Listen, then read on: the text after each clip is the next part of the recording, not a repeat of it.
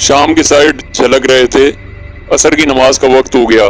پانی تلاش کر کے وضو کیا، نماز پڑھی، اسی درخت کے نیچے بسیرا کر لیا تھا۔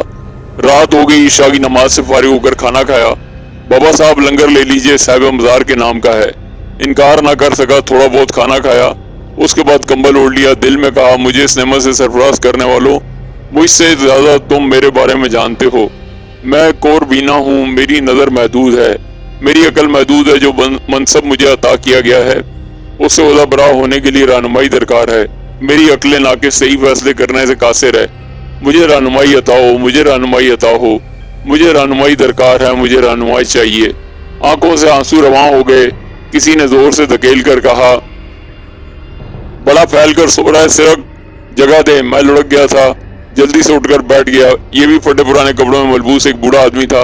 زمین اللہ کی ہے، اس پر سب کا حق ہے، کیوں نہیں آپ آرام سے لیٹ جائیں؟ میں جلدی سے اٹھ کر بیٹھ گیا۔ بوڑھا آدمی اطمینان سے لیٹ گیا۔ کچھ دیر خاموشی سے گزر گئی، پھر اس نے گردن اٹھا کر مجھے دیکھا اور بولا، پیروں میں بڑا درد ہو رہا ہے، ذرا دبا دے۔ جی۔ میں نے اس کا پاؤں اٹھا کر گود میں رکھ لیا اور اسے دبانے لگا۔ دفعتاً اس نے بڑی زور سے دوسرا پاؤں میرے سینے پر مارا اور میں بے اختیار لڑک کر دور جا گرا۔ ہاتھوں میں کانٹے اگے ہوئے ہیں، آہستہ نہیں دبا سکتا، طاقت آزما رہا ہے میرے پیروں پر۔ او نہیں بابا صاحب، معاف کر دیجیے، اب آہستہ دباؤں گا۔ میں اپنی جگہ سے اٹھ کر دوبارہ اس کے پاس آ بیٹھا، احترام سے دوبارہ اس کا پاؤں لے کر گود میں رکھا اور اسے آہستہ آہستہ دبانے لگا۔ ہاں اب ٹھیک ہے۔ اس نے آنکھیں بند کر لی۔ کوئی 1 گھنٹہ گزر گیا تو اس نے کروٹ بدل کر دوسرا پاؤں میری گود میں رکھ دیا۔ میں دوسرا پاؤں دبانے لگا۔ کافی دیر گزر گئی۔ اچانک وہ بولا، قاتل بہت ہیں، کوئی زیادہ خطرناک، کچھ کم۔ دشمن کے وار کرنے سے پہلے اس پر وار کر دو، اسے مار ڈالو۔ دشمن نمبر 1 غرور ہے، خود پسندی ہے۔ تمہارے بدن کے لباس، تمہاری بینائی، تمہاری سوچ اور سب سے بڑھ کر تمہاری زندگی اپنی نہیں ہے۔ پھر کس چیز پر حق جتاتے ہو؟ بیوقوفی ہے نا؟ کیوں ہے نا؟ ہاں، میں نے آہستہ سے کہا، سب کچھ قرض ہے، ادھار ہے، ادائیگی ضروری ہوتی ہے، بچا کچا اپنا ہوتا ہے، دوسرے کے مال پر کیا اعتراض کیوں ہے کہ نہیں؟ ٹھیک ہے بابا صاحب، پوچھ لینا اچھا ہوتا ہے، سمجھ میں نہ آئے تو پوچھ لو۔ کس سے بابا صاحب؟ بتانے والا انداز ہوتا ہے، پوچھو گے جواب ملے گا، بھٹکنے کی ضرورت ہی کیا ہے، مگر کرنے سے پہلے سب پوچھو۔ جی بابا صاحب، خود غرضی ہمیشہ نقصان دیتی ہے، پہلے دوسروں کے بارے میں سوچو پھر اپنے بارے میں۔ جذبات سنبھالنے پڑتے ہیں ورنہ کھیل بگڑ جاتا ہے۔ کیا سمجھے؟ اور کچھ پوچھنا ہے؟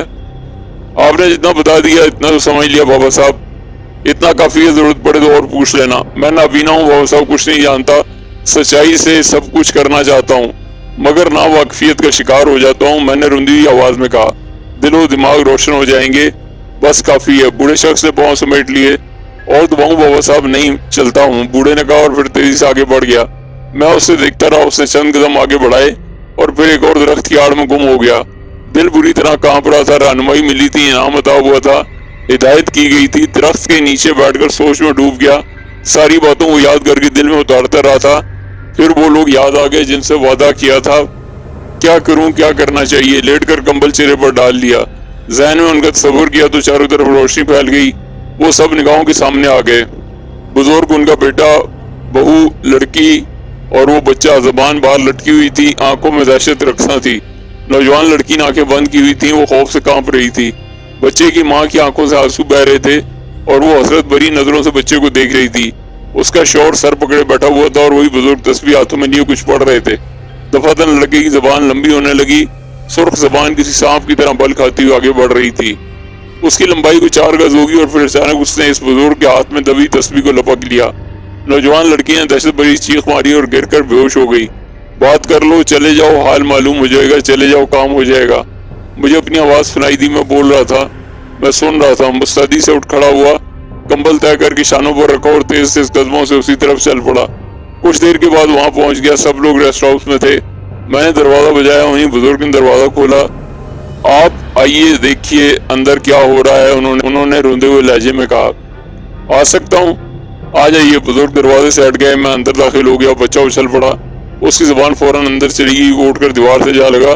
وہ مجھے خوفزدہ نظروں میں دیکھ رہا تھا اور شاید بھاگنے کے لیے جگہ تلاش کر رہا ہو۔ پھر اس نے اڑائی آواز میں کہا، میرا تمہارا کوئی جھگڑا نہیں ہے، اپنا کام کرو ورنہ اچھا نہ ہوگا۔ 1 گلاس پانی دیجیے، میں نے بزرگ سے کہا اور وہ جلدی سے ایک طرف رکھی سرائی کی طرف بڑھ گئے۔ تم سن نہیں رہے ہو، میرا تمہارا کوئی جھگڑا نہیں، اس لڑکے نے بھاری آواز میں کہا۔ یہاں تم سے جھگڑا کون کر رہا ہے؟ اللہ کے بندے ہو، اللہ کا نام لے کر بات کرو۔ میں نے بزرگ کے ہاتھ سے پانی کا گلاس لے کر اس پر بسم اللہ پڑھ کر پھونکی اور اس کے بعد پانی کا گلاس لڑکے کی طرف بڑھا کر بولا، لو میاں پانی پیو، محبت سے کوئی چیز پیش کی جائے تو اسے محبت سے قبول کرنا چاہیے۔ دیکھو آخری بار سمجھا رہا ہوں، ہمارے بیچ میں مت آؤ، تمہیں کوئی فائدہ نہیں ہوگا سوائے نقصان کے۔ اللہ کے بندے ہو کے اللہ کے بندوں کو نقصان پہنچاؤ گے تو تمہارے ساتھ بھی تو بہترین نہیں ہوگی۔ جواب دو ورنہ یہ پانی میں تمہارے جسم پر پھینک دوں گا، اور تم سمجھتے ہو کہ یہ گناہ صرف تمہارے سر ہوگا۔ ارے واہ، جھگڑا ہمارا ہے، بیچ میں کود رہے ہو تم، ذرا اس سے پوچھو کیا کیا ہے اس نے۔ بچے کھیل رہے تھے، اسے کوئی نقصان بھی نہیں پہنچا تھا۔ شرارت اپنی جگہ ہوتی ہے، پتھر مارنے شروع کر دیا اور اچھا خاصا زخمی کر دیا میرے بچے کو۔ میں بھلا چھوڑ دوں گا اسے، اتنے ہی زخم نہ لگا دوں اسے تو میرا بھی نام نہیں۔ درگزر بھی تو ایک پسندیدہ فعل قرار دیا گیا ہے، بچپن ہے، بے شک تمہیں نقصان پہنچا ہوگا لیکن اس کی زندگی لے کر تمہیں کیا مل جائے گا؟ اور اگر میرا بچہ مر جاتا تو اللہ نے اسے زندگی عطا فرمائی، تم اس کے صدقے اس کی زندگی بھی قائم رہنے دو۔ یہ ضروری ہے، کیا ضروری ہے اور کیا غیر ضروری ہے میں سمجھتا ہوں۔ تم اپنی یہ ولایت لے کر یہاں سے چلے جاؤ ورنہ میرا تمہارا جھگڑا ہو جائے گا۔ اور ہاں، پہچانتا ہوں، تمہیں اچھی طرح جانتا بھی ہوں، ایک بار دیکھ بھی چکا ہوں، مگر وہ معاملہ ذرا دوسرا تھا۔ ہر ایک کے بیچ میں پہنچ جاتے ہو، تمہارا بھی کچھ کرنا ہی پڑے گا۔ اگر میرے سر پر پتھر مار کر تمہارا دل ٹھنڈا ہو سکتا ہے تو میں حاضر ہوں، کچھ نہ کہوں گا تمہیں، لیکن بچوں کے باپ ہو، معاف کر دو اسے۔ میں اس کی طرف سے اور اس کے تمام اہل خانہ کی طرف سے تم سے معافی چاہتا ہوں۔ اگر کوئی جرمانہ چاہتے ہو جرمانہ کر دو، ادائیگی ہوگی، مگر اب اسے معاف کر دو تو بہتر ہے، اور اگر نہ کروں تو اور پھر بات دوسری شکل اختیار کر جائے گی۔ میں نے گلاس سیدھا کیا اور لڑکا دیوار کے سارے ادھر سے ادھر کھسکنے لگا، پھر بولا، یہ طریقہ ہوتا ہے دوستی کرانے کا ان لوگوں سے؟ کہو کہ آئندہ اگر یہ بچہ اس طرف دیکھا گیا تو میں اسے نہیں چھوڑوں گا، اور تم ٹھیک ہے، میں نہ صحیح کوئی دوسرا تمہیں ٹھیک کر دے گا۔ ہر ایک کے بیچ میں ایسے ہی مت آ جایا کرو۔ اب تم یہ بتاؤ کہ سچے دل سے اسے معاف کر رہے ہو یا یوں ہی عارضی طور پر مجھے ٹال رہے ہو؟ اور اگر یہ بچہ دوبارہ ادھر دیکھا گیا تو؟ اس کا وعدہ اس کے والدین کریں گے۔ عورت نے جلدی سے کہا، نہیں جائے گا، ہم وہ شہر ہی چھوڑ دیں گے، وہ جگہ ہی چھوڑ دیں گے، ہم کبھی نہیں جائیں گے اس طرف، کبھی نہیں جائیں گے۔ دیکھو میاں جی، مشورہ دے رہے ہیں تمہیں، ہم ایسے معاملات میں ٹانگیں مت اڑایا کرو ورنہ کسی کو نقصان بھی اٹھا جاؤ گے۔ ارے ہاں، پہنچ گئے ولی بن کر، لڑکے نے کہا، اور اس کے بعد اس نے آنکھیں بند کر لیں۔ رفتہ رفتہ اس کا جسم ڈھیلا پڑتا جا رہا تھا اور پھر وہ دیوار کے ساتھ نیچے کھسک زمین پر گر پڑا، وہ بھی بے ہوش ہو گیا تھا۔ بزرگ جلدی سے آگے بڑھے، ان کا بیٹا بھی آگے بڑھا اور باپ نے بیٹے کو گود میں اٹھا لیا۔ لڑکا گہری گہری سانسیں لے رہا تھا، عورت کی سسکیاں بلند ہو رہی تھیں۔ میں نے آہستہ سے کہا، خدا نے اپنا کرم کر دیا ہے، میرے خیال میں اب سب ٹھیک ہے، آپ لوگ اطمینان سے اس کے ہوش میں آنے کا انتظار کریں، اب خدا نے چاہا تو سب بہتر ہو جائے گا۔ بزرگ جلدی سے میرے قریب پہنچے اور انہوں نے جھک کر میرے پاؤں پکڑنا چاہے تو میں 2 قدم پیچھے ہٹ گیا۔ نہیں محترم، خدا کے لیے نہیں، یہ آپ کیا کر رہے ہیں؟ یہ میرے ساتھ دشمنی ہے۔ محبت کے جواب میں دشمنی؟ بزرگ ایک دم سیدھے ہو گئے۔ میرا دل کہہ رہا ہے میرا بچہ ٹھیک ہو گیا، ہم سب کو نئی زندگی مل گئی ہے، اپنے جذبات کا اظہار میں کیسے کروں؟ وہ بولے، بس ایک ہی التجا ہے، کیا بابا صاحب میرے حق میں دعا خیر کیجیے گا۔ سنیے بابا صاحب، سنیے، کچھ خدمت کا موقع دیجیے ہمیں، اللہ نے آپ کو اپنی رحمت سے نوازا ہے، بری باتیں نہ کیجیے، خدا حافظ۔ میں نے کہا اور وہاں سے نکل آیا۔ اس کے بعد رکنے کو دل نہیں چاہ رہا تھا، چنانچہ کسی سمت کا تعین کیے بغیر چلتا رہا۔ مزار شریف سے بہت دور آبادی تھی، وہاں سے بھی گزر گیا۔ لکو تک میدان شروع ہو گئے، چاند نکل آیا تھا، ایک پرسکوت ماحول تھا، اسی طرف چلتے رہنے میں لطف آ رہا تھا، اور نہ جانے رات کا کون سا پہر گزر گیا۔ پاؤں کچھ وزنی محسوس ہوئے تو رک گیا۔ جھاڑیاں، پتھر، مٹی، تودے، گڑھے جن میں پانی بھرا ہوا تھا، جینگر بے وقت کی راگنی الاپ رہے تھے۔ کسی قدر صاف ستھری جگہ دیکھ کر بیٹھ گیا اور تھکن محسوس کر کے وہیں آرام کرنے کی ٹھانی۔ ایک پتھر سے سر ٹکایا اور آنکھیں بند کر لیں۔ نہ جانے کتنی دیر گزر گئی، قدموں کی چاپ سنائی دی اور آنکھیں کھل گئیں۔ 4 انسان نظر آئے، چاندنی میں انہیں صاف دیکھا جا سکتا تھا۔ دیہاتی تھے، لاٹیاں اٹھائی ہوئی تھی، لمبے تلنگے تھے، سہمے سہمے قدم اٹھاتے ہوئے آگے بڑھ رہے تھے۔ میں انہیں دیکھتا رہا اور جب وہ میرے قریب سے گزرے تو میں اٹھ کے بیٹھ گیا۔ سنو، بات سنو، میں نے کہا، اور وہ چاروں رک گئے۔ انہوں نے شاید مجھے نہیں دیکھا تھا، اس لیے وہ چاروں طرف دیکھنے لگے، پھر سبھی دہشت سے چیخنے لگے۔ انہوں نے بھاگنے کی کوشش کی مگر ایک دوسرے میں الجھ کر گر پڑے۔ ارے دیا رے دیا رے شرحانند، تیرا ستیہ ناس ہے پربھو ہے بھگوان، ارے بھاگو، ان میں سے ایک نے چیخ کر کہا، مگر ان کی ہمت پست ہو گئی تھی۔ ڈرو نہیں بھائی، میں بھی تمہارے جیسا انسان ہوں، ڈرو نہیں، میں کھڑا ہو گیا۔ ارے مار دیو رام دیال ارے بھاگو بھیا، کوئی اور چیخا۔ اس دوران میں ان کے بالکل قریب پہنچ گیا تھا۔ دیکھو میں پھر کہہ رہا ہوں اس سے ڈرو نہیں، میں کوئی بھوت پریت نہیں ہوں، تمہارے جیسا انسان ہوں۔ ارے بھیا بھوت ہے نا؟ تو کہا یہاں کھیت کھا رہے ہو؟ ایک نے ہمت کر کے کہا۔ مسافروں سفر کر رہا تھا، تھک کے یہاں لیٹ گیا، اس کی کچھ ہمت بندھی، ایک ایک کر کے اٹھ کر بیٹھ گئے۔ سب نے آنکھیں پھاڑ پھاڑ کر مجھے دیکھا اور پھر ڈرے ڈرے انداز میں ہنسنے لگے۔ ارے تو ڈر کون رہا تھا، ہم تو پہلے ہی کہہ رہے تھے۔ ہاں واہ، ارے رام دیال تو بھی بڑا بکٹ ہے بھائی، بس چپ ہو جا، شرم کر، جان تو تیری بھی نکل رہی تھی، مگر بھائی مسافر لگو تو تم بھوت ہی ہو۔ ارے بھائی اکیلے یہاں پڑے ہوئے تھے، تم کون لوگ ہو اور اس وقت کہاں جا رہے تھے؟ ارے بس کیا بتائیں، یہ شردھانند ہے، بس ہریالی بستی گئے تھے کام سے، صبح کو چلتے، مگر یہ گھر والی سے کہہ آیا تھا کہ رات کو واپس آ جائے گا۔ بس بھیا ہمیں کھینچ کر چل پڑا، حالانکہ راستے میں لال تلیا پڑے ہے، مگر بھیا بیاہ کو 4 مہینے ہوئے ہیں، وعدہ کیسے پورا نہ کرتا؟ ارے ہے نا شردھانند، اب چلو یا یہیں پڑے رہو گے؟ شردھانند نے کہا۔ بھائی مسافر تم کدھر جا رہے تھے؟ بس سیدھے ہی جا رہا تھا، کہیں دور سے آ رہے ہو؟ ہاں چلو گے ہمارے ساتھ، یہیں جنگل میں مزے کرو گے؟ تم لوگ کہاں رہتے ہو؟ دھونی پور کے رہنے والے ہیں ہم۔ چلو میں بھی تمہارے ساتھ چلتا ہوں، میں نے کہا۔ تھکن تھی مگر پھر بھی ان سادہ دل دیہاتیوں کے ساتھ جانے کو دل چاہا۔ وہ سب آگے بڑھ گئے تھے۔ تمہارا نام کیا ہے؟ شردھانند نے پوچھا۔ مسعود، میں نے جواب دیا۔ میاں بھائی ہو؟ ہاں، پہلے کبھی دھونی پور نہ گئے؟ بڑھیا جگہ ہے، مگر کیا؟ ارے نہ بھائی، رات کا وقت ہے، کچھ نہ بولیں گے ہم، ویسے ہی سسرے شردھانند نے مروا دیا ہے ہمیں، رام دیال نے خوفزدہ لہجے میں کہا۔ اس کے بعد دیر تک خاموشی طاری رہی، پھر ان لوگوں کے قدم رکنے لگے، سب ڈرے ڈرے لگ رہے تھے۔ میں پوچھے بغیر نہ رہ سکا، کیا بات ہے؟ لال تلیا، تم لوگ پہلے بھی اس کا نام لے چکے، لال تلیا کیا ہے؟ ارے بھیا یہاں سے نکل چلو، بعد میں بتا دیں گے۔ نہیں ابھی بتاؤ، جمنا داس شردھانند نے خوفزدہ لہجے میں کہا، اور سب رک گئے۔ شردھانند خوفزدہ انداز میں ایک طرف اشارہ کر رہا تھا۔ میں نے اس سمت دیکھا، آگ روشن تھی اور کوئی شخص بیٹھا اس جلتی آگ میں لکڑیاں ڈال رہا تھا، جس سے آگ اور بھڑک اٹھتی تھی۔ کیا بات ہے، آگے نہیں چلو گے؟ میں نے پوچھا، مگر کسی نے جواب نہیں دیا۔ وہ سب وحشت زدہ نظروں سے ادھر ادھر دیکھ رہے تھے۔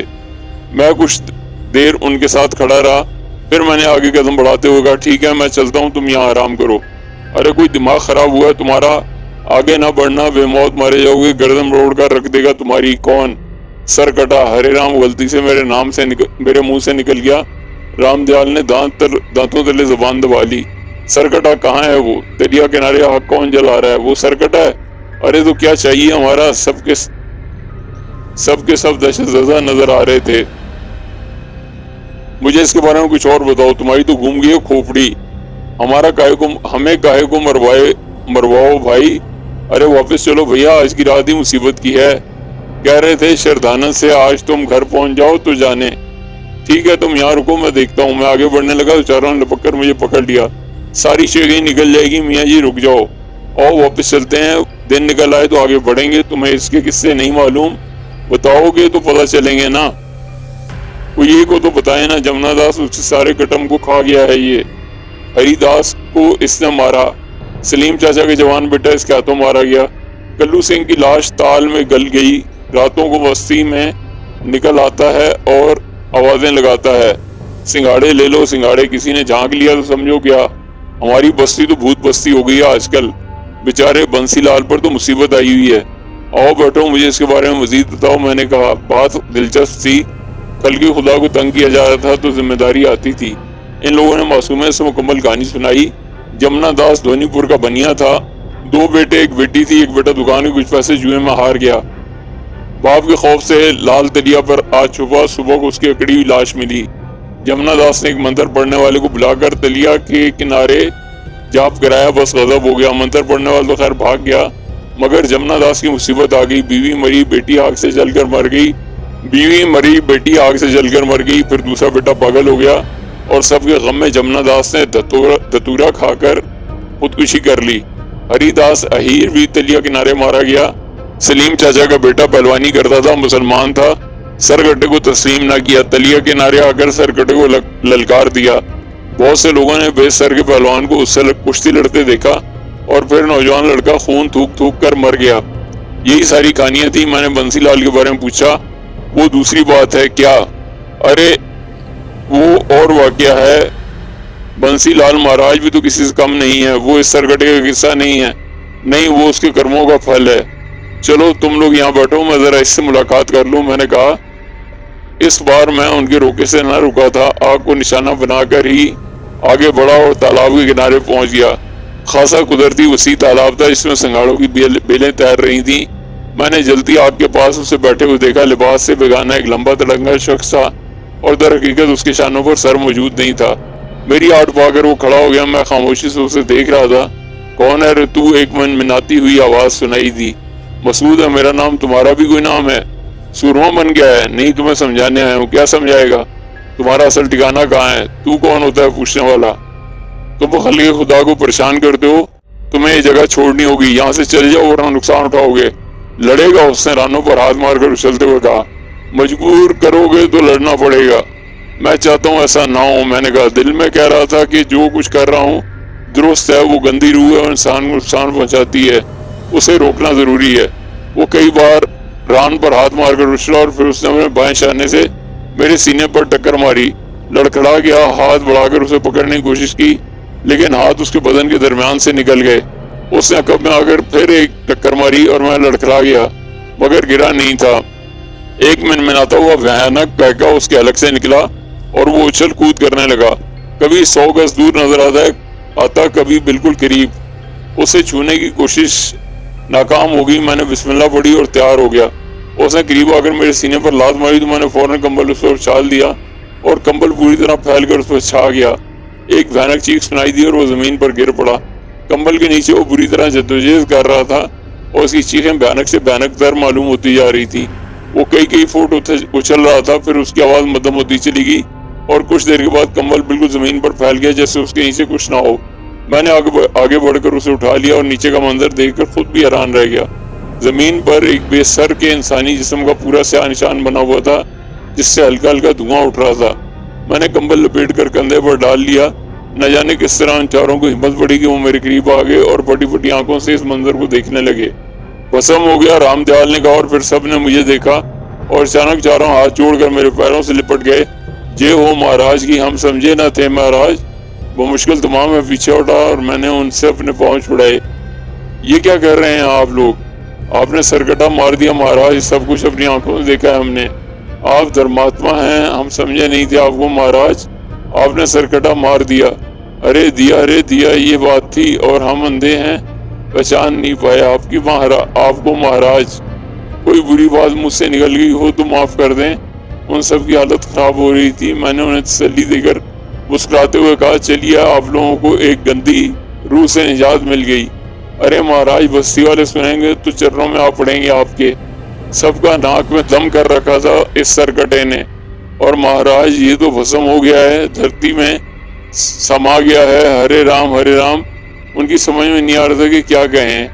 میں نے کہا، چلو ٹھیک ہے، کام تو ہو گیا، اب تو بستی چلو گے؟ اب بھی نہ چلیں گے مہاراج؟ وہ چاروں بڑی عقیدت سے میرے پیچھے پیچھے چلنے لگے۔ راستے میں نے ان سے بستی کے رہنے والوں کے بارے میں پوچھا۔ بڑی اچھی ہے ہماری بستی مہاراج، ہندو مسلمان کا کوئی جھگڑا نہیں ہے۔ ہم اس بستی میں پیدا ہوئے، جوان ہو گئے، کبھی کوئی خرابی نہیں ہوئی۔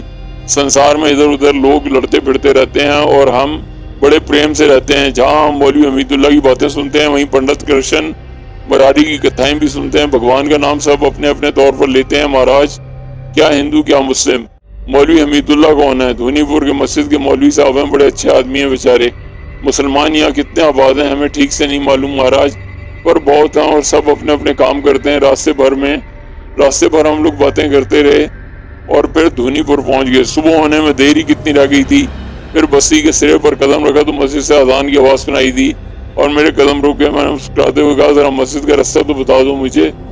وہ ہے سیدھے ہاتھ کی سیدھ میں وہ جو روشنی جل رہی ہے، چردانند نے کہا۔ میں نے مسکراتے ہوئے دیکھا اور پھر کہا، اچھا تو بھائیوں میری منزل وہ ہے، دھونی پور میں رہیں گے تو مہاراج؟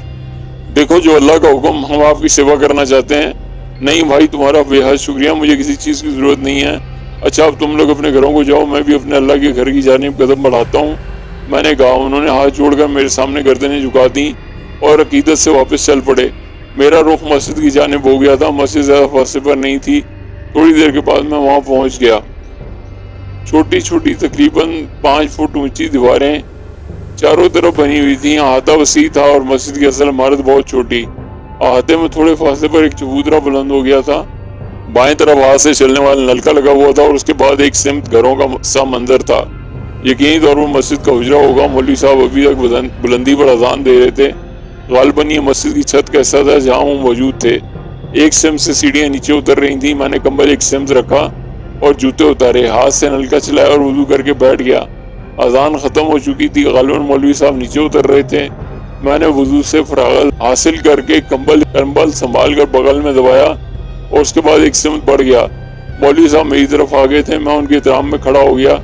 چوڑا چکلا جسم اور معمر آدمی, بڑی سی داڑھی سینے پر بکھری ہوئی تھی اور آنکھوں میں چمک تھی. مجھ سے بولے, مسافر معلوم ہوتے ہیں حضرت.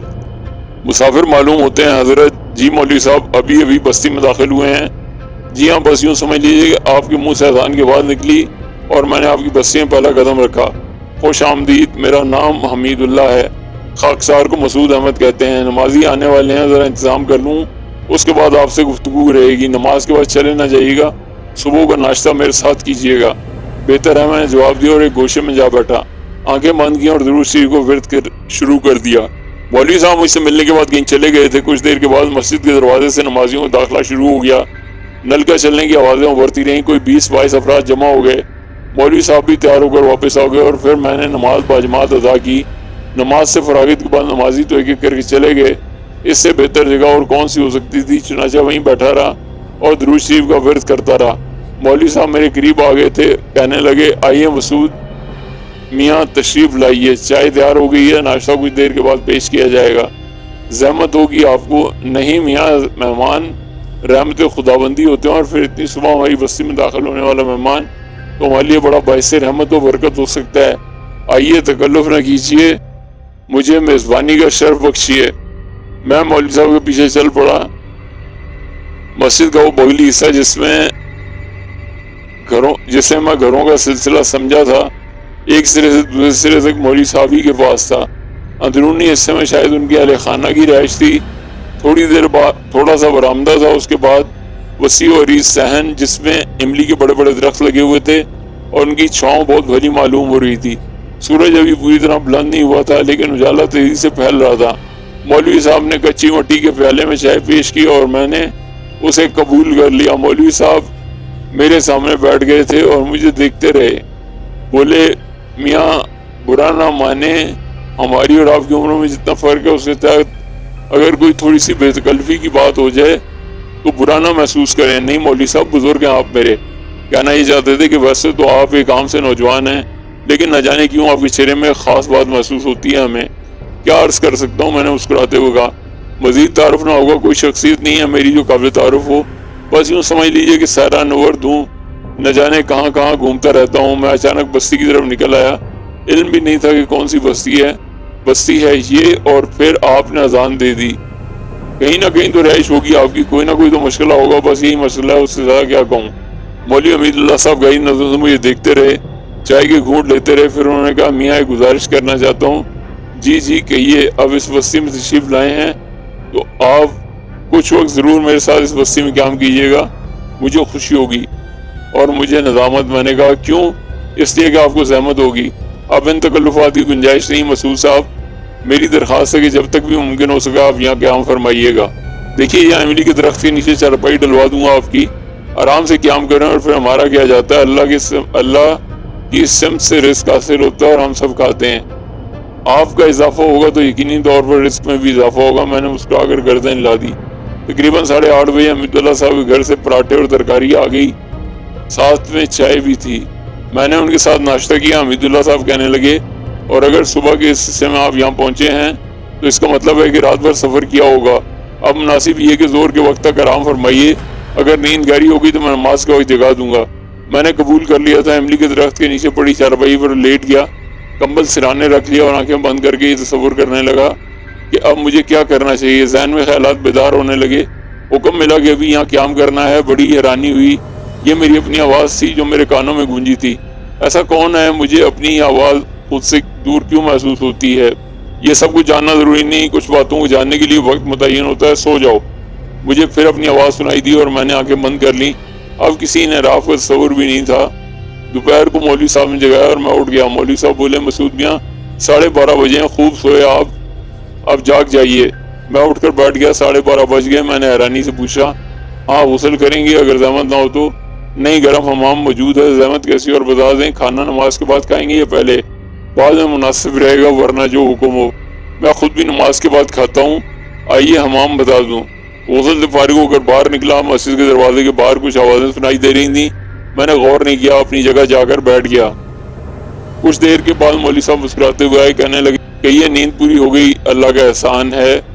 کچھ پوچھ سکتا ہوں؟ جی فرمائیے۔ سرکٹے کا کیا قصہ ہے؟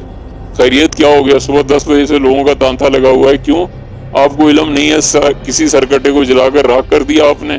وہ جی ہاں، بس وہ اللہ کے کلام سے ٹکرانے آ گیا تھا، ورنہ ویسے بھی خلق اللہ سے دشمنی کر رہا تھا۔ میں ایک جاہل دیہاتی ہوں، مسعود احمد صاحب میرا کوئی امتحان نہ لے ڈالیے گا اللہ کے واسطے۔ کوئی گستاخی ہوگی محترم؟ میں نے پریشانی سے پوچھا۔ شرمندہ نہ کریں مسعود احمد صاحب، اپنے بارے میں عرض کر رہا ہوں، مجھ سے گستاخی ہو جائے تو درگزر فرمائیے گا۔ آپ کیسی باتیں کر رہے ہیں؟ آپ بزرگ ہیں، اور پھر آپ نے بڑی خاطرداری کی ہے میری۔ ویسے یہ سرکٹا جی ہاں خبیث روح تھی، لال تالاب پر کوئی 20 سال سے قبضہ جما رکھا ہے۔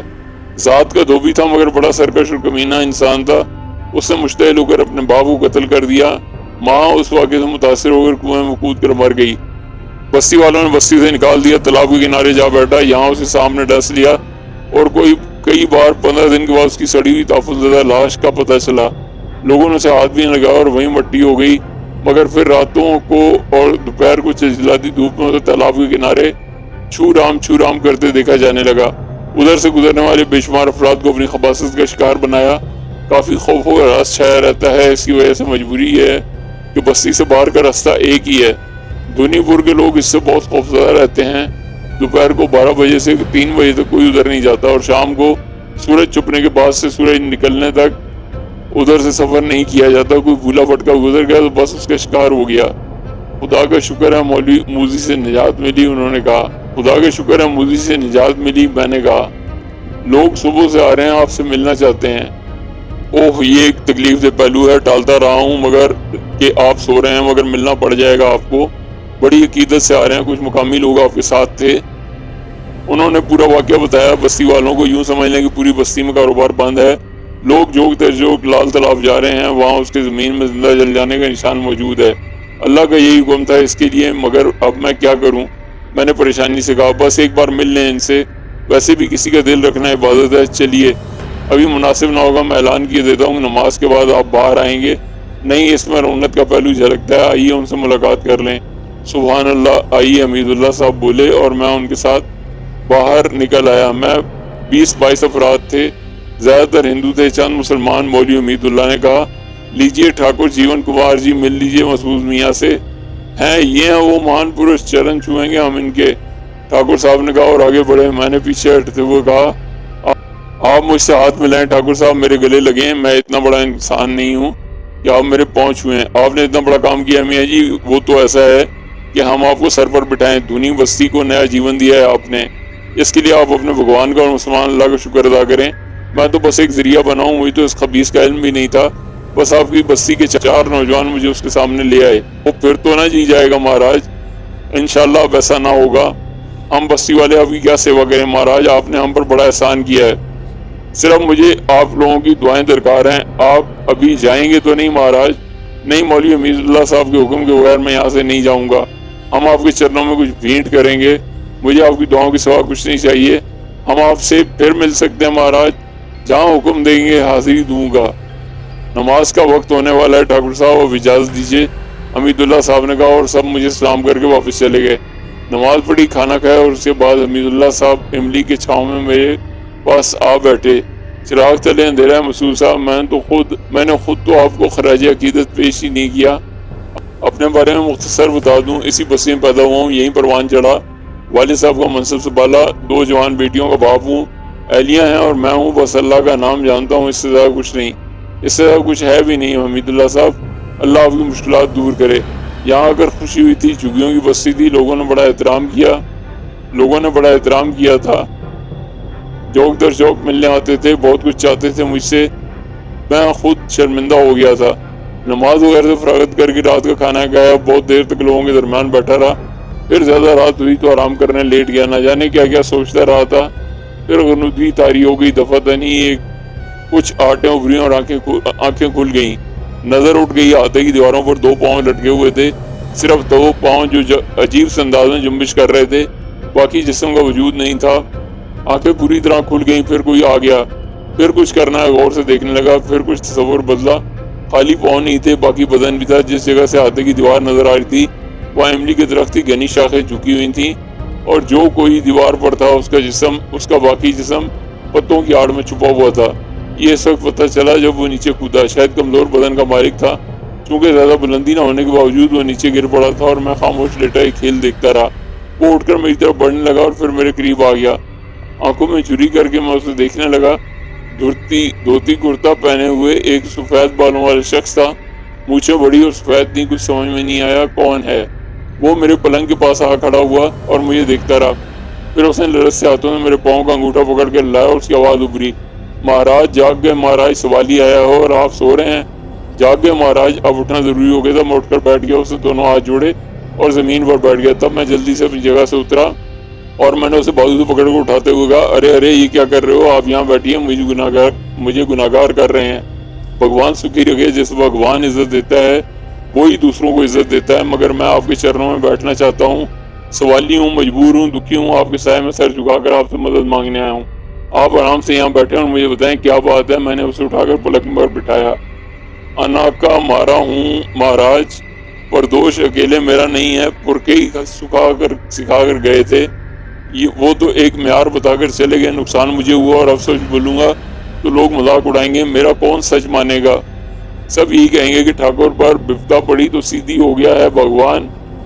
میرا کوئی ہمدرد نہیں رہا سنسان میں، اسی لیے مہاراج رات کی تاریکی میں آیا ہوں، آپ کو دکھ دیا معاف کر دیں۔ اس کی آواز آنسو میں گندی ہوئی تھی۔ تمہارا معاملہ قدرت کے ہاتھ میں، خدا کا یہ گناہگار بندہ اگر تمہاری کچھ مدد کر سکتا ہے تو اس سے گریز نہیں کرے گا۔ بپتا سنو گے میری؟ وہ بولا، ضرور سنوں گا۔ میں نے کہا، ہنسی راج بہادر ہے میرا نام، کھرا برمن ہوں، 20 باغ کا مالک ہوں، ہزاروں بگھے زمین چھوڑی ہے۔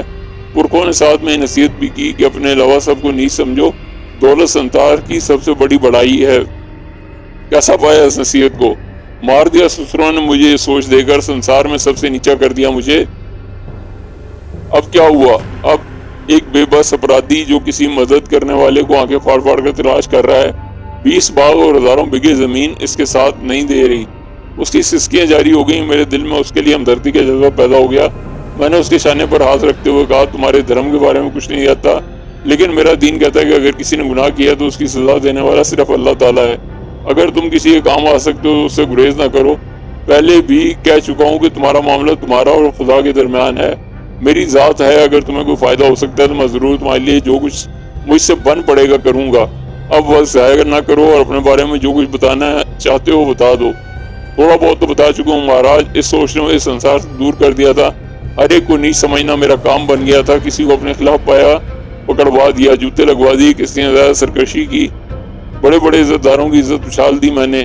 5 بیٹے تھے میرے، 2 بیٹیاں، اور یہ سب میری نگاہوں میں دھونی پور کے سب سے اونچے لوگ تھے کیونکہ میری اولادوں میں سے تھے۔ ایک بہن بھی ہے، میرا ہرناوتی نام ہے اس کا، میری بیٹیوں سے 4 سال ہی بڑی تھی۔ کہانی لمبی نہیں سناؤں گا مہاراج۔ ہرناوتی بہک گئی، جوانی کے جوش میں اس نے پرکھوں کے ریت رواج بھلا دیے اور ایک نیچ ذات سے پریم کر بیٹھی۔ ہریا تھا اس کا نام، لاکھو کا بیٹا تھا، دھونی پور کے ایک مشکری گوشے میں گھر بنا کر رہتا تھا، نوکر تھا ہمارا مہاراج، ہماری زمینوں پر کام کرتا تھا، باپ بیٹے ہمارا دیا کھاتے تھے۔ پھر بھلا ٹھاکر بنسی راج بہادری کیسے برداشت کر سکتے تھے کہ ہیرا پوری آنکھیں کھول کر ہرناوتی کو دیکھے؟ پر ایسا ہوا، انجانے کب اور کہاں ملے تھے وہ لوگ۔ ہرناوتی ہریا کے پریم میں گرفتار ہو گئی اور چھپ چھپ کر اس سے ملنے لگی۔ بستی والوں نے دیکھا، کسی کی مجال تو نہیں تھی کہ کوئی ہم سے آ کر یہ بات کہہ سکے، لیکن آپس میں کاناپھوسیاں کرتے تھے۔ ہمیں اس سمے تک کچھ معلوم نہیں تھا۔ ہرناوتی کی حرکتیں دیکھ لی گئیں۔ میری دھرم پتنی نے ایک رات ہرناوتی کو گھر سے چوری چوری نکلتے ہوئے دیکھا تو چونک گئی، دن بھر اور رات بھر سوچتی رہی اور مجھے بتا دیا۔ میرے تو تن میں آگ لگ گئی تھی مہاراج۔ دوسری رات میں نے ہرناوتی کا پیچھا کیا اور دیکھا کہ چاندنی رات میں میرے ہی باغ کے گوشے میں وہ لاکھو کے بیٹے ہیرا کے ساتھ بیٹھی ہوئی ہے۔ دونوں باتیں کر رہے تھے اور سنسار سے بے خبر ہو گئے تھے۔ خون اتر آیا تھا میری آنکھوں میں. میں سوچتا رہا کہ کیا کروں, اور جب برداشت نہ کر سکا تو اس کے سامنے پہنچ گیا. میں نے ان کے پاس پہنچ کر کڑکدار آواز میں دونوں کو مخاطب کیا تو وہ دونوں تھر تھر کانپنے لگے. ہیرا میرے قدموں میں گر گیا اور میں نے زوردار ٹھوکر مار کر اس کا سر پھوڑ دیا. وہ ہاتھ جوڑ کر کھڑا ہو گیا, لیکن میری بہن ہرناوتی نے اپنی ساڑی کا پہلو پھاڑ کر میرے ہی سامنے اس کے ماتھے پر پٹی کسی اور پھر آنکھیں نکال کر مجھ پر کھڑی ہو گئی. اس نے کہا, مجھے یہ حق کس نے دیا کہ میں اس کے پتی کو اس طرح ٹھوکر ماروں؟ اس بات پر میں جو کچھ نہ کر ڈالتا کم تھا, لیکن عقل سے کام لیا. خون میرا ہی تھا. ہرناوتی کی مجال کبھی نہ ہوئی تھی کہ میری آنکھوں میں آنکھیں ڈال کر کھڑی بھی ہو جائے, لیکن اس سمے وہ جس طرح بات کر رہی تھی وہ چونکا دینے والی بات تھی. میں نے اسے خونی نظروں سے دیکھتے ہوئے پوچھا, یہ تیرا پتی کہاں سے ہو گیا ری کمینی؟ تم اسے پاپ کہہ سکتے ہو؟ بھیا جی, مگر اب یہ پاپ میں کر چکی ہوں. کب, کیسے؟ ہیرا سے میں بہت پہلے سے پریم کرتی ہوں. ہم دونوں کا پریم پتر تھا, اور جب میں نے ہیرا کو مجبور کیا کہ وہ میرے ساتھ پھیرے کر لے تو میرے مجبور کرنے سے ہیرا بھی مجبور ہو گیا. اس نے رام مندر میں جا کر پجاری شو نارائن کے سامنے اگنی کے گرد میرے ساتھ پھیرے کر لیے اور میں اس کی پتنی بن گئی. ہم جانتے تھے مہاراج کہ آپ کو پتہ چل گیا تو آپ کا من سلگ اٹھے گا, اس لیے چھپ کر یہاں ملتے ہیں اور اس سمے کا انتظار کر رہے ہیں جب آپ ہم دونوں کے ساتھ رہنے کی آگیا دے دیں. تو سچ کہہ رہی ہے؟ بھیا جی کی سوگند بالکل سچ. ٹھیک ہے, گھر جا کر بات کروں گا تجھ سے پھر. میں نے سمجھداری سے کام لیتے ہوئے, بہن کو بیٹی کی طرح پالا تھا میں نے. ماتا پتا جی تو پہلے ہی مر چکے تھے, محبت بھی تھی مجھے اس سے, لیکن اپنی انا اپنا مان سب سے پیارا تھا. یہ سوچ کر ہی کلیجہ منہ کو آنے لگتا کہ کل کا دن اگر بستی والوں کو یہ بات پتہ چلے تو میری کیا عزت رہ جائے گی. کوئی کام تو کرنا ایسا جس سے یہ بات رات میں رہ جائے, چاہے اس کے لیے مجھے کتنی ہی انسانی زندگی میں قربانی دینی پڑے. بہرحال میں نے اپنے ایک خاص آدمی امر ناتھ کو بلا کر اسے کہانی سنائی تو امر ناتھ گردن جھکا کر بولا, مہاراج مجھے تو یہ بات پہلے سے معلوم تھی. بڑا غصہ آیا مجھے امر ناتھ پر, اور میں نے اڑا کر اس سے کہا, کمینے نمک حرام, اگر تجھے یہ بات معلوم تھی تو مجھے کیوں نہیں کہا تو نے؟ ہمت نہیں پڑی تھی مہاراج, ہمت نہیں پڑی تھی. اب یہ بتا کہ کیا کیا جائے؟ مہاراج, سب سے بڑی بات یہ ہے کہ ہرناوتی جی ہی ہم سب کے سامنے یہ کہنے کو تیار ہیں. آپ نے پہلے کوئی غور نہیں کیا, مگر میں دیکھ چکا ہوں کہ وہ شادی کو چھپانا نہیں چاہتی اور بڑی ہمت سے سنسار کے سامنے آنے کو تیار ہیں. نکال دوں گا اسے گھر سے باہر, ٹکڑے ٹکڑے کا محتاج کر دوں گا. اگر آپ یہ بات ہرناوتی جی سے کہیں گے تو وہ آپ کے چرن چھوئیں گی اور خوشی خوشی گھر سے چلی جائیں گی. محبت کی کہانیاں ایسی ہوتی ہیں مہاراج, آپ کو اس سے کوئی خاص کامیابی حاصل نہیں ہوگی. تو پھر میں کیا کروں؟ امر ناتھ مجھے بتا, میں کیا کروں؟ میری سمجھ میں کچھ نہیں آتا مہاراج, آپ مجھ سے کہیں بڑا دماغ رکھتے ہیں. سب نے میرے ساتھ غداری کی ہے, ایک کو دیکھ لوں گا میں. وہ پجاری شو نارائن, اس نے پھیرے کرا دیے میری بہن کے. ایک نیچ ذات کے ساتھ جیتا رہ سکے گا وہ پہلے اس کی زبان بند کروں گا. امر ناتھ, پہلے میں اسی کی زبان بند کروں گا, گال جیتا نہیں چھوڑوں گا اسے. مندر کا معاملہ ذرا دوسرا ہوتا ہے مہاراج. ویسے بھی آپ یہ بات جانتے ہیں کہ دولت مندوں کو اچھی نگاہوں سے نہیں دیکھا جاتا. دھونی پور کے لوگ آپ سے زیادہ خوش نہیں ہیں کہ ایسا نہ ہو کہ آپ کے اس قدم سے وہ آپ کو نقصان پہنچانے پر تل جائیں.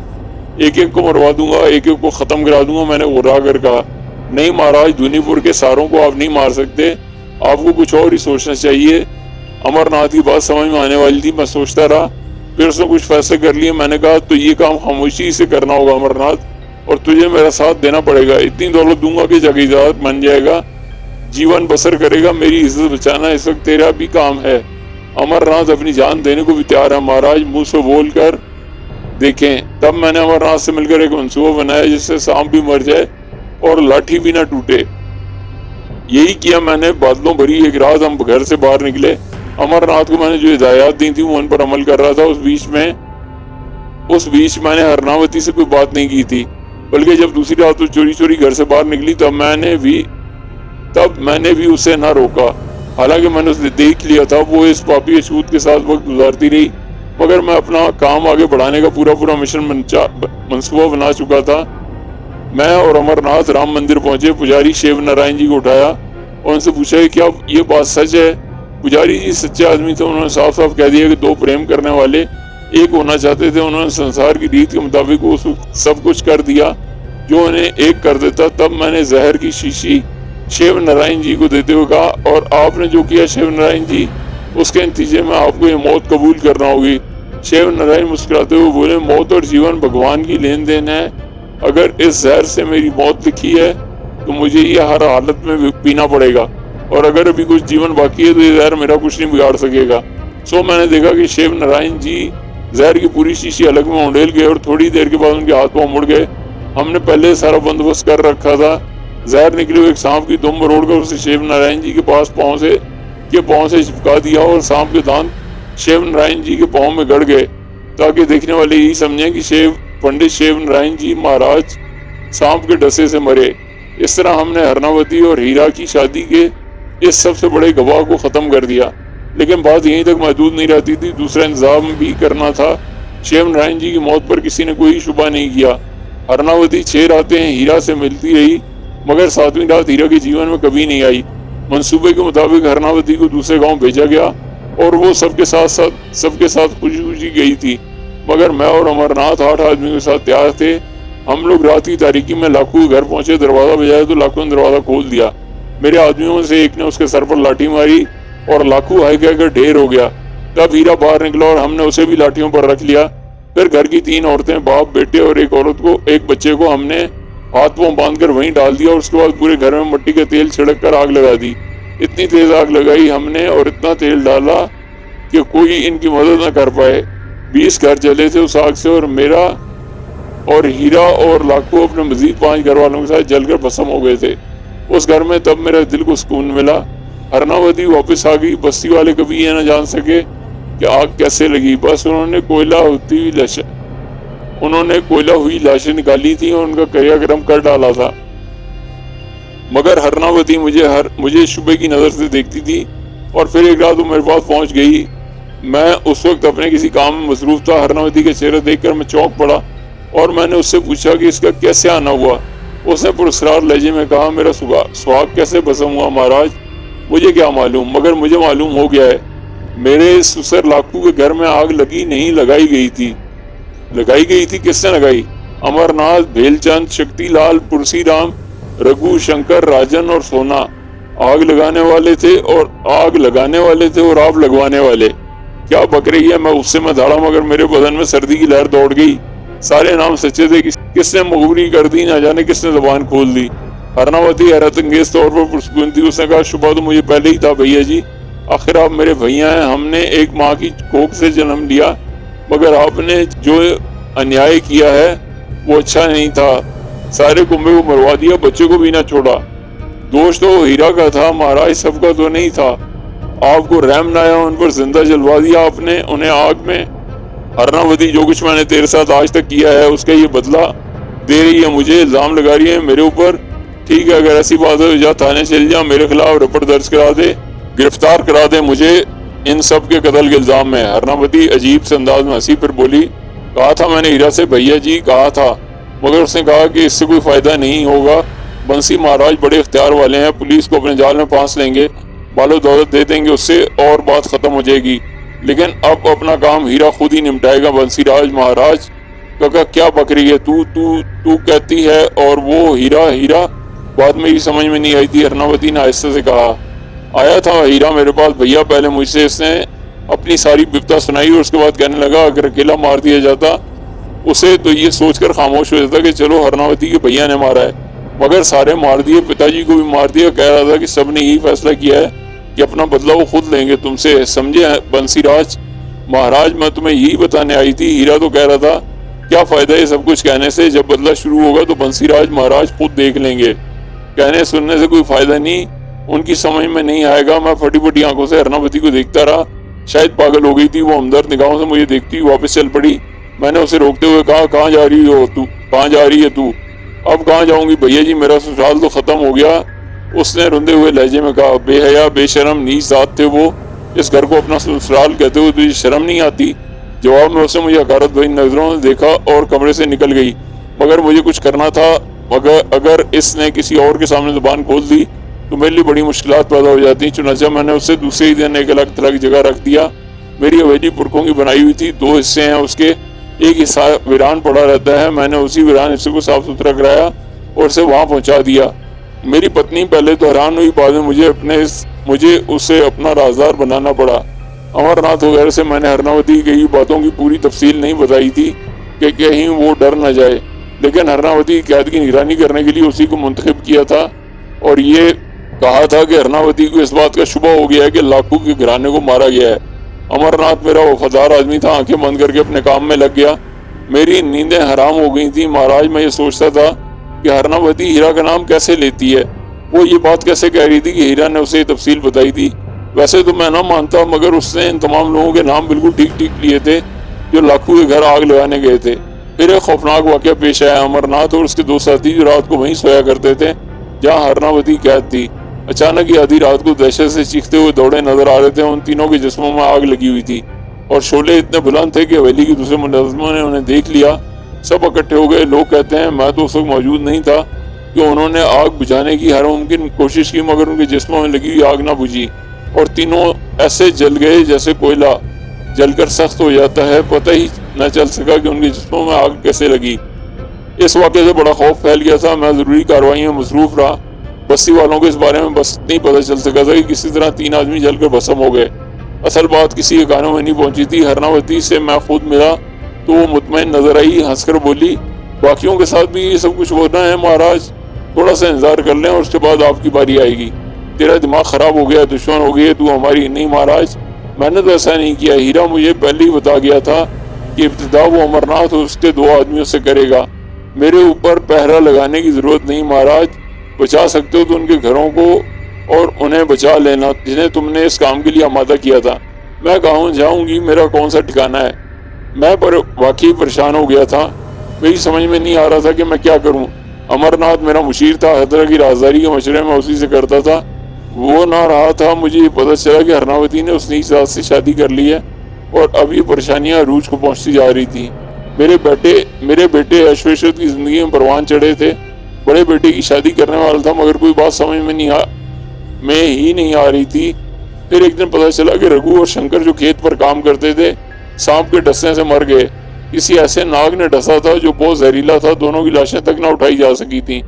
بدن کا سارا گوشت گل کر پانی کی طرح بہہ گیا تھا اور ہڈیوں کے ڈھانچے کھیتوں میں پڑے نظر آئے تھے۔ جہاں جہاں ان کا پانی بہا تھا وہاں زمین ایسی کالی ہو گئی تھی جیسے آگ لگائی گئی ہو۔ اور اس کے بعد مہاراج وہ کھیت پھر سے سبز نہ ہو سکے۔ پھر اس کے بعد دوسرے لوگوں کی باری آئی۔ بہر چاند اور شکتی راج بھی مارے گئے۔ راجن اور سونا امر ناتھ کے ساتھ بھسم ہو گئے تھے۔ بہر چند اور شکتی کہیں سے آ رہے تھے کہ راستے میں ان کی گاڑی ٹکرا گئی اور اس طرح ان کا کیما ہو کر ان کی لاش بھی نہ اٹھائی جا سکتی تھی۔ اب میرے حواس جواب دینے لگے تھے۔ میں بیمار ہو گیا تھا، اتنا بیمار کہ بخار اترے نہ اترتا تھا۔ ایک دن میرے وید جی میرے پاس آئے۔ بدی شکل کے مالک تھے، میرا بیٹا کپور چند انہیں لے کر آیا تھا۔ دواؤں کا بکس ان کے پاس تھا۔ کپور چند نے کہا یہ بہت نامی گرامی وید جی ہیں اور بڑا اچھا علاج کرتے ہیں، میں آپ کو انہیں دکھانا چاہتا ہوں۔ پتا جی میں تیار ہو گیا۔ وید جی نے کہا کہ وہ تنہائی میں مجھ سے کچھ باتیں کریں گے۔ سب چلے گئے۔ وید جی نے مجھے اپنے تھیلے سے دواؤں کی 2 پڑیاں نکال کر دیں اور کہا کہ میں نے پانی کے ساتھ کھا لوں۔ میں نے ایسے ہی کیا۔ پڑیاں کھانے کی دیر تھی کہ مجھے اپنے بدن میں بڑی طاقت محسوس ہوئی اور یوں لگا جیسے میں ٹھیک ہوتا جا رہا ہوں۔ میں نے عقیدت بھری نگاہوں سے وید جی کو دیکھا، وہ ہنسنے لگے اور پھر بولے، اگر ابھی سے مر گئے ٹھاکر بنسی راج تو یہ کام کیسے دیکھ سکو گے؟ میرا تمہارے پاس آنا تو بہت ضروری تھا۔ تمہیں بھی جیتا رہنا ہے مہاراج، بہت عرصے تک جیتا رہنا ہے۔ تم نے میرے پریوار کو ختم کیا ہے، اپنا پریوار ختم ہوتے ہوئے بھی تو اپنی آنکھوں سے دیکھ لو۔ اور جب میں نے حیران ہو کر وید جی کی چہرے پر نظر ڈالی تو یہ دیکھ کر میری جان نکل گئی کہ وہ ہیرا تھا جسے میں نے جلا کر بھسم کیا تھا۔ وہ مجھے شریر نظروں سے دیکھ رہا تھا۔ بھگوان کے ہاں کوئی ذات نہیں بنائی جاتی، نہ اونچی ذات نہ نیچی ذات، اور دل تو بھگوان نے سبھی کو دیا ہے۔ ہم نے تو پھیرے کیے تھے آپ کی بہن سے مہاراج، کوئی گناہ نہیں کیا تھا، سویکار کر لیتے ہیں، ہمیں تو کیا جاتا۔ پھر دوشی تو ہم تھے، ہمارے پتا جی کو مار دیا تم نے، ماتا جی کو مار دیا اور ہمارے بھتیجے کو مار دیا۔ کیسا انیائے کیا تم نے مہاراج، ہم تو ہرناوتی کی وجہ سے خاموش ہو جاتے، معاف کر دیتے تمہیں، مگر دوسرے معاف کرنے کو تیار نہیں ہیں۔ جیتے رہو، وہ تو مارے گئے جنہوں نے ہمارا گھر پھونکا تھا، اور اب تمہارے پریوار کی باری ہے۔ مہاراج 5 بیٹے ہیں، تمہارے 2 بیٹیاں ہیں، بیٹیوں کی تو شادی کر دی تم نے، ان کا نمبر سب سے بعد میں آئے گا، پہلے اپنے ان 5 ستونوں کو گرتے ہوئے دیکھ لو۔ ہم ایسا کر دیں گے مہاراج کہ تمہارے گھر میں پھر کبھی روشنی نہ آئے، ہم تمہاری ساری دیوالیاں بجھا دیں گے۔ ہم سب نے یہی فیصلہ کیا کہ مگر تمہیں جینا ہے، بیمار ہو گے یہ تمہاری مرضی ہے، ذرا صحت مند رہو تاکہ اپنے کیے کا انجام اپنی آنکھوں سے دیکھو۔ یہ کہہ کر ہیرا دروازے سے باہر نکل گیا۔ میرے پورے جسم میں سرد لہریں دوڑ رہی تھیں۔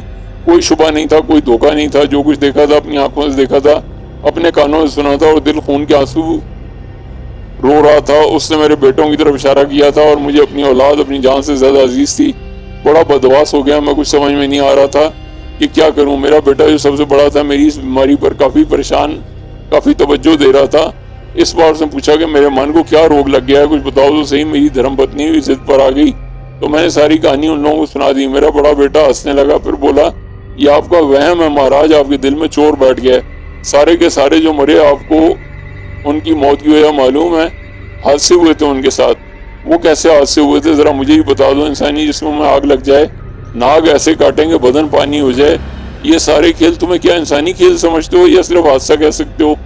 वो लोग भी कुछ मुतासिर हो गए थे, लेकिन कोई बात समझ में ना आ सकी। और फिर महाराज मेरा सबसे बड़ा बेटा एक सुबह जब घर वालों ने उसे ना पाया तो उसके कमरे में उसे पुकारने गए तो नौकर ने उसकी लाश छत के कुंडे से लटकी हुई देखी। उसकी जुबान और आंखें बाहर निकली पड़ी थी। ये नहीं पता चला किसने उसे सूली पर लटकाया। जमीन से 8 फुट ऊंचा लटक रहा था। वो गर्दन में रस्सी डली हुई थी और इस कुंडे में कोई बात समझ में नहीं आई। पुलिस को बुलाया गया, पुलिस ने अपना सारा काम मुकम्मल किया, मगर मुझे हीरा की बात याद थी। मेरा दिमाग उसी तरफ जा रहा था जो अशर हो सकता था मेरे मन का। महाराज आपको पता है इसी बेटे की शादी में करने वाला था, सब कुछ चौपट होकर रह गया था। महाराज मैं अपनी जीवन भर की कमाई लुटा बैठा था अपने हाथों।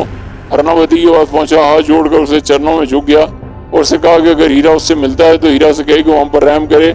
हरनावती ने मुस्कुराती हुई आंखों से मुझे देखा और कहा, आपने किसी पर रहम किया महाराज? आज तक आप रहम का नाम जानते हैं? तो मैं उनकी मौसी है हरनावती, तेरे भी तो कुछ लगते हैं वो। मैंने रो कर कहा, कोई रिश्ता नहीं है तुमसे मेरा। कहती हूँ मैं तुम्हारी, मेरा तुम्हारा सैदो सयाद का रिश्ता है बस। तुमने इसका पूरा कटम मार दिया। उससे सौगंध खाई है कि वो भी ऐसे ही करेगा।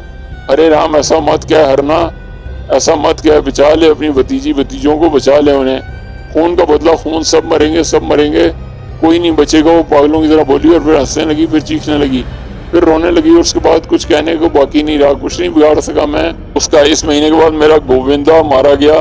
वो भाइयों में सबसे तगड़ा जवान था, सबसे खूबसूरत जवान था। देखने वाले उसे देखते थे तो उसी जवानी पर रश करते थे। महाराज मेरा गोविंदा रात को खा पी कर आराम से सोया।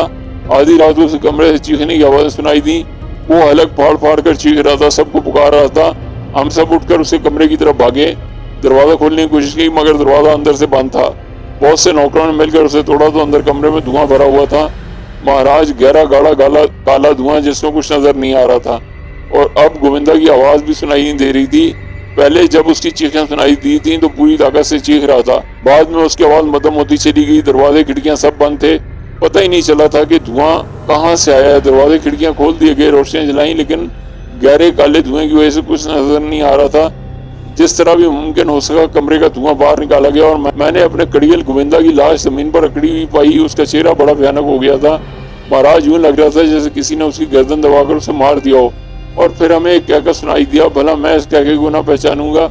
उसी पापी का था, उसी पापी हीरा का कहका था, वो जैसे अपनी कामयाबी से बड़ा खुश हो। महाराज हम पर जो बीती हमारा मन ही जानता है। जो कर बैठे हो तो कर ही बैठे थे, मगर उसके बाद महाराज जो हो रहा था वो सपने में भी नहीं सोचा था। एक बार फिर मैं हरनावती के पास गिड़गिड़ाता हुआ पहुंचा, मगर वो अपने होश में नहीं थी। वो भी पागल हो चुकी है। मन तो चाहता है कि सुसरी को जिंदा जला दूं आग में। सब कुछ उसी की वजह से हुआ है, मगर महाराज हिम्मत नहीं पड़ती। गोविंदा के बाद मेरा एक और बेटा मेरे हाथों में दम तोड़ गया। ऐसा पापी बाप हूँ मैं जो मरना चाहता है, मगर मौत उसे नजरअंदाज कर चुकी है। नहीं आती मौत भी मुझे समेटने। भगवान के लिए मेरी मदद करें। 2 बेटे और बेटियां हैं। मेरे 3 बेटों को सब्र कर चुका हूँ, बड़ा दिल पत्थर कर लिया है मैंने। मुझे जीवन से कोई दिलचस्पी नहीं है। आज मर जाऊं तो सारे पाप कट जाएंगे, मगर जीते जी ये नहीं देख सकता कि एक एक करके सारे मेरी आंखों के सामने खत्म हो जाएं। खाना पीना खत्म हो चुका है मेरा महाराज। कब बहुत भूख लगती है तो थोड़ी बहुत कोई चीज खा लेता हूँ। 6 दिन फाके किए हैं मैंने सिर्फ इस ख्याल से कि भूख और प्यास से मर जाऊंगा, मौत नहीं आती। मेरी ही तरह मेरी धर्मपत्नी का भी यही हाल है। हालांकि वो तो बेगुनाह है, उसने कुछ नहीं किया, मगर मुझसे ज्यादा मर रही है। मेरी मदद कर सकते हैं तो अल्लाह के नाम पर मेरी मदद करें। आप मुसलमान हैं और अल्लाह के नाम पर अगर आपसे कोई मदद मांगी जाए तो सुना है मुसलमान अपना सब कुछ लुटा देते हैं सवाल करने वालों पर। मैं सवाली हूँ महाराज, आपके बारे में जो कुछ सुना है اگر بھگوان نے اگر اللہ نے آپ کو کچھ دیا ہے تو مجھ پر خرچ کر دیں، دعائیں دے سکوں گا، اس کے بدلے میں اور کچھ نہیں کر سکوں گا۔ مہاراج ساری بستی والے مجھے ناپسند کرتے ہیں، اگر آپ حکم دے تو میں ان ساری بستی والوں کے سامنے ان کے چرنوں میں گر جاؤں گا، تو میں اپنی انا توڑنے کے لیے تیار ہوں۔ یہ انا مجھے ورثے میں ملی تھی مہاراج، مگر میرے ورثے نے مجھ سے میرا سب کچھ چھین لیا۔ وہ اس طرح بلک بلک کر رویا کہ میرا دل پانی پانی ہو گیا۔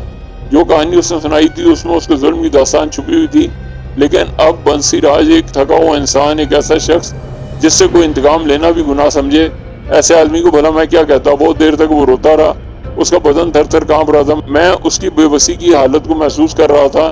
اس نے پھر کہا، اگر میں بستی والوں کے سامنے دن کی روشنی میں آپ کے پاس آتا تو جوتے مارتے میرے سر پر۔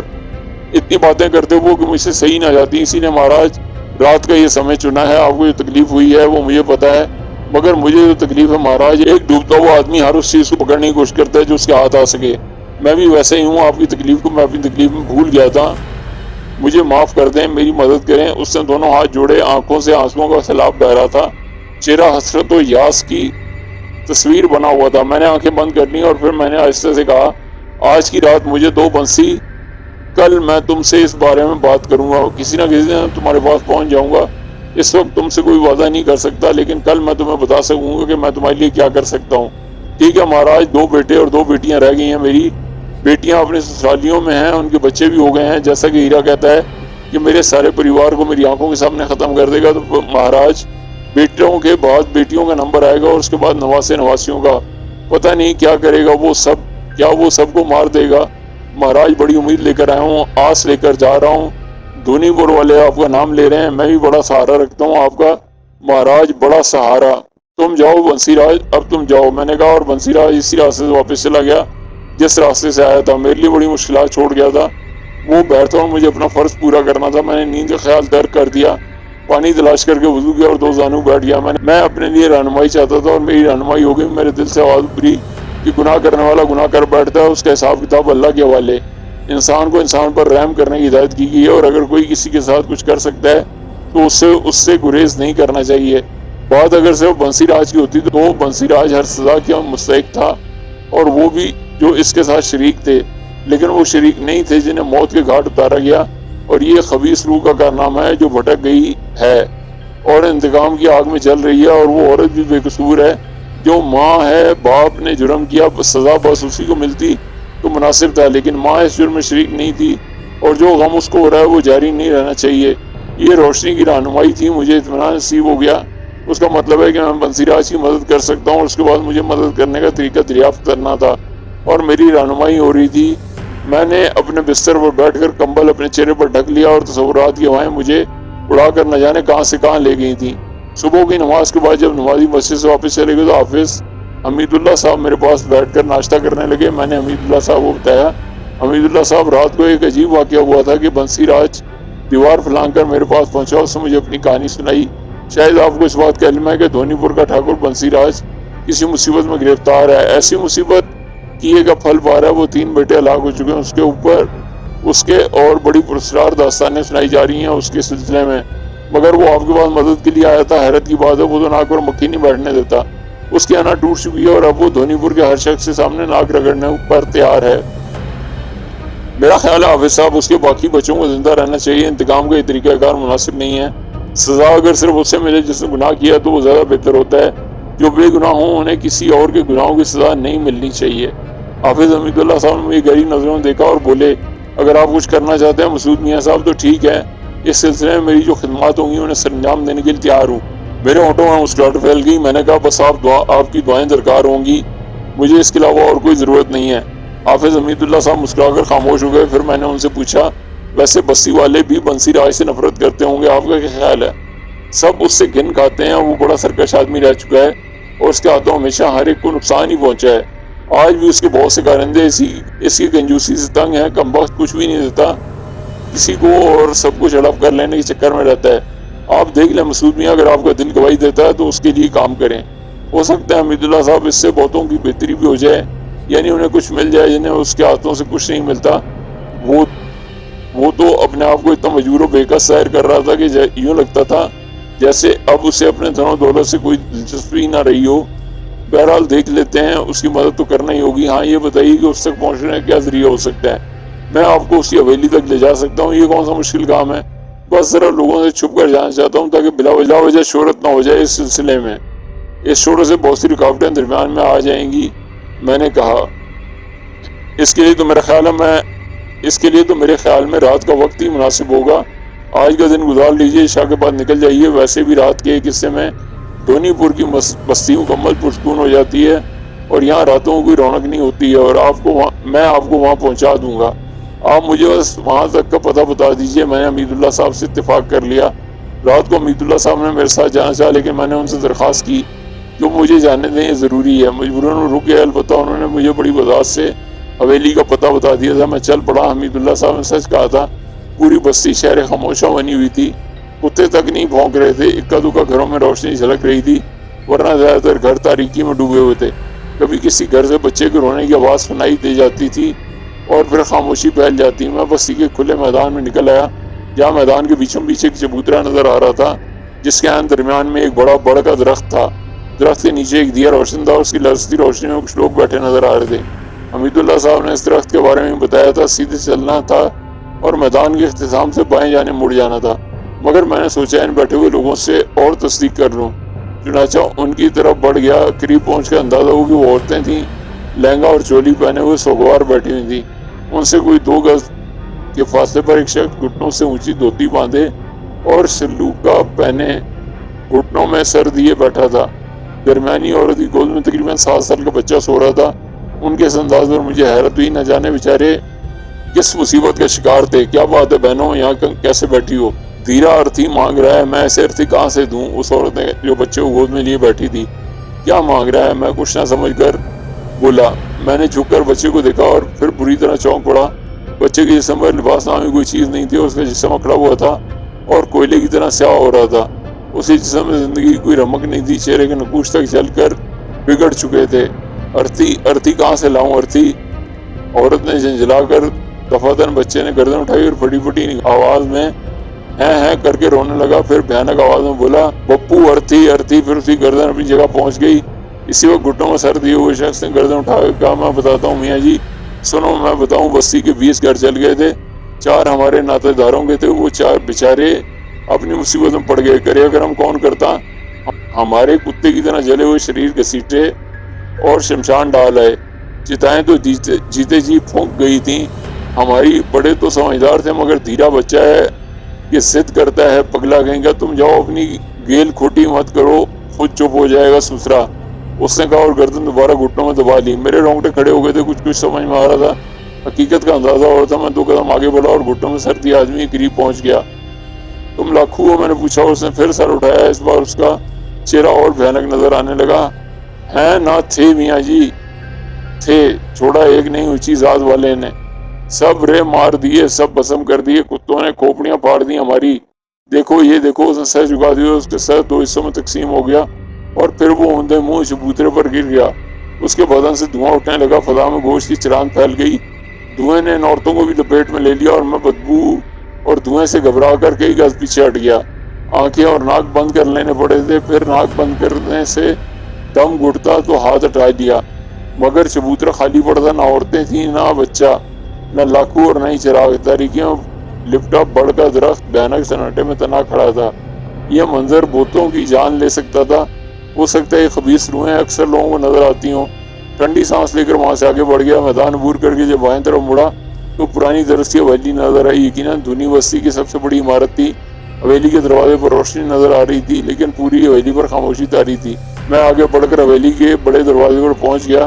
کوئی ہے بھائی میاں، کوئی ہے؟ میں نے آواز لگائی، لیکن کوئی جواب نہ آیا۔ تیسری آواز پر کچھ آہٹیں سنائی دیں اور گیٹ کی ذیلی کھڑکی کھل گئی۔ سفید موٹے کھیس میں لپٹے ایک شخص نے ہاتھ میں پکڑی ہوئی لالٹن اونچی کر کے میرا چہرہ دیکھنے کی کوشش کی، پھر ناخوشگوار لہجے میں بولا، کون ہو بھیا تم؟ مجھے بنسی راج سے ملنا ہے۔ مگر کیوں ملنا ہے؟ بلایا انہوں نے مجھے۔ آدھی رات کو بلایا؟ جھوٹ بولو ہو۔ اگر وہ حویلی موجود ہے تو انہیں خبر دے دو کہ انہوں نے بلایا تھا، وہ آیا ہے۔ آؤ، اس نے کہا اور میں اندر داخل ہو گیا۔ اتنی رات تو نہیں ہوئی ہے کہ یہاں سناٹا قائم ہو جائے، مگر ظاہر ہے چھوٹی آبادی ہے اور پھر حویلی کی فضا میں خوف و ہراس چھایا ہوا ہے۔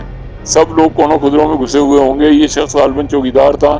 اور خود بھی سوتے سے اٹھ کر آیا تھا، اسی لیے بگڑا ہوا تھا۔ بڑے گیٹ سے حویلی کے اصل رہائشی علاقے کا فاصلہ اچھا خاصا تھا۔ چوکیدار میرے آگے آگے چلتا رہا، سامنے کی سمت سے جانے کے بجائے اس نے بغلی سمت اختیار کی، غالباً مختصر راستے سے لے جا رہا تھا۔ میرا اندازہ درست نکلا اور وہ چند سیڑھیاں چڑھ کر اندر ایک غلام گردش میں داخل ہو گیا۔ نیم تاریک راستے پر وہ آگے بڑھتا رہا، کئی موڑ مڑے، لیکن آگے بالکل اندھیرا تھا۔ اگر ایک اس کے ہاتھ میں لالٹین نہ ہوتی تو آگے جانا مشکل ہو جاتا۔ تم مجھے بنسی راج کے پاس لے جا رہے ہو یا پوری حویلی گھما رہے ہو؟ پوری حویلی تو ساری رات میں نہ گھوم سکو گے مہاراج، چوکیدار نے عجیب سے لہجے میں ہنستے ہوئے کہا۔ اور کتنا چلنا ہے؟ آؤ، اس نے ایک جگہ رک کر کہا۔ کچھ نظر نہیں آ رہا تھا۔ اس نے لالٹین نیچے رکھی اور شاید کوئی دروازہ کھولنے لگا، پھر دوبارہ لالٹین اٹھا کر بولا، آؤ اندر چل کر بیٹھو، مہاراج کو خبر کر دوں۔ لعنت ہے، میں نے کہا اور دروازے کو ٹٹول کر اندر داخل ہو گیا۔ یہاں روشنی نہیں ہے، میرے منہ سے نکلا، مگر اس کے ساتھ ہی اگلا پاؤں خلا میں لہرایا۔ ایک دم توازن بگڑ گیا، سنبھلنے کی کوشش کی لیکن نہ سنبھل سکا، اور دوسرے لمحے میرا بدن خلا میں نیچے جا رہا تھا۔ میں نے بے اختیار دونوں طرف ہاتھ مارے، مگر اسے پکڑنے کے لیے کچھ نہیں تھا۔ میں کسی گہرے کنویں میں گر رہا تھا۔ چند لمحات کے لیے سوچنے سمجھنے کی قوتیں سلب ہو گئیں، کلیجہ حلق میں آ گیا۔ میں پختہ کار نہیں تھا، جو کچھ گزری تھی ناگہانی تھی، اسی میں وہ سب کچھ ہو گیا تھا۔ لیکن میں ہر چیز سے متاثر ہوتا تھا، اور اس وقت بھی شاید اسی احساس کا شکار تھا کہ اتنی گہرائی میں گروں گا تو جسم کا حشر کیا ہوگا۔ گہرائیاں ختم ہوئیں، مگر آخری لمحات میں جیسے بدن ٹھہر گیا، پاؤں سیدھے ہو گئے اور پاؤں کے نیچے زمین محسوس ہوئی۔ کوئی دباؤ نہیں تھا، بدن ساکت ہو گیا تھا، لیکن گھور تاریکی تھی، کچھ نظر نہیں آ رہا تھا۔ یہ کیفیت بھی کچھ لمحات رہی، پھر آہستہ آہستہ اجالا ابھرنے لگا، آس پاس نظر آنے لگا۔ یہ کنواں تو نہیں تھا، اچھی خاصی وسیع اور ریز جگہ تھی، گھسے ہوئے گول پتھر چاروں طرف بکھرے ہوئے تھے۔ میں بھی ایک پتھر پر کھڑا ہوا تھا، البتہ اوپر کچھ نظر نہیں آ رہا تھا، آسمان کا احساس بھی نہیں ہوتا تھا۔ کوئی سمجھ میں نہیں آ رہا تھا کہ کیا کروں، کیا تھا یہ سب؟ چوکیدار کون تھا؟ بدن کو جنبش دی، پاؤں آگے بڑھائے اور انہیں پتھروں پر جماتا ہوا آگے بڑھا۔ کوئی 30-40 قدم نکل آیا، اب چاروں طرف مدھم سی روشنی پھیل گئی تھی۔ یہ روشنی نہ تو تاروں کی چھاؤں تھی اور نہ کسی مصنوعی شے سے پیدا ہو رہی تھی، بس آنکھوں کو نظر آ رہا تھا، لیکن آس پاس کچھ بھی نہیں تھا۔ پھر اچانک کب سے کسی کے پتھروں پر چلنے کی آواز آئی اور میں چونک پڑا۔ ایک انسانی جسم تھا، لباس سے بے نیاز سیاہی مائل، میری طرف آ رہا تھا۔ میں اسے دیکھتا رہا۔ جب وہ قریب آیا تو دل پر جو ہلکا سا اثر پڑا، سب کچھ مکمل تھا، مگر چہرے پر کچھ نہیں تھا، ناک نہ آنکھیں نہ ہونٹ، بس خد و خال کا ایک گول سا چہرہ تھا۔ مجھ سے کچھ فاصلے پر وہ رک گیا۔ کون ہو؟ میں نے پوچھا۔ ماما ہے توہار، تو کون رے؟ آواز آئی۔ بھانجا ہوں تمہارا۔ میں بے اختیار ہنس پڑا۔ ویسے یہ آواز اس چوکیدار کی نہیں تھی جس نے مجھے فریب دے کر یہاں پہنچایا تھا۔ ٹھٹول کرے ہے میاں جی، ہم کا جانت نہ ہے کہا، سارا ٹھٹول نکال دیے ہے۔ ہاں منتر پڑھویں آئے رے، پڑھ منتر، ہم اور دیکھیں تورے منتر وا۔ ہیرا ہو تم؟ میں نے پوچھا۔ بھٹی میں گیا ہیرا، تے حویلی ماں کا ہے آئے رے، ادھر توہار کا نام کام نہ ہوئی ہے، ہم کہہ دیت ارے اس پاپی کے لیے گرے ہے جس نے ہمارا کا ترسا دی ہے، سب کے سب بدلہ لیں گے اس سے۔ ہاں تم کون ہو مجھے بتاؤ، میں نے کہا اور چند قدم آگے بڑھا، لیکن اچانک ہوا کا ایک جھونکا سا آیا اور اس نے اس کے سیاہ جسم کو بکھیر کر زمین پر گرتے ہوئے دیکھا۔ گول چکنے پتھروں پر جلے ہوئے کوئلے کی راکھ بکھری نظر آ رہی تھی۔ تو کا کچھ بتانے کی ضرورت نہ ہے، ہم کا تے اپنی سنبھال۔ ہماری طرف سے دوسری طرف سے آواز آئی، میرے منہ سے ہلکی سی آواز نکل گئی۔ وہ دوسری طرف اسی طرح کھڑا ہوا تھا۔ مجھے یہاں کیوں لائے ہو؟ میں نے سنبھل کر پوچھا۔ حویلی ماں بہت سارے رہے ہیں، تے ادھر اپنا چکر نہ ہی چلائے سکت۔ یہ کون سی جگہ ہے؟ میں نے پھر قدم بڑھایا اور ہوا کے ساتھ ہی اس کی راکھ بکھر گئی، مگر اس کی آواز تیسری سمت سے سنائی دی، تو ہاں ماما کی سسرال، تے اب جیتے جی یہاں سے نہ نکل سکت۔ میرا چہرہ اسی طرح گھوم گیا، وہ موجود تھا۔ Dear viewers, if you like to watch the scariest horror stories, do subscribe, like and share our channel. Thank you.